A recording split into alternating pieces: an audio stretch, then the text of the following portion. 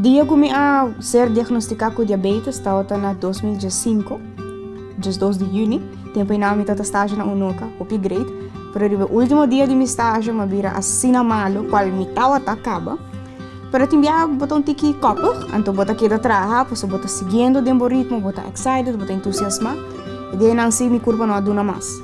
Tempo que me a ser diagnosticado, me estava de hospital para semana, 2 dias de intensive care, me estava de peligro para perder minha vida, seja para que como estava de intensive care. Depois me vai medium care e não me conheço Pascal, que tem ainda também enfermeira especializada em diabetes e pouco a pouco me assim a compa usa insulina, com roupa insulina para usar, kiko para comer, kiko não para comer.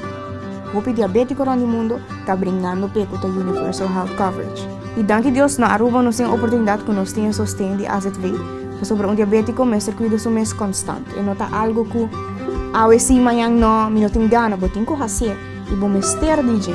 Esse é algo que nós como diabético na Aruba temos que apreciar. Minha experiência está incrível no mesmo mundo, se te prometo.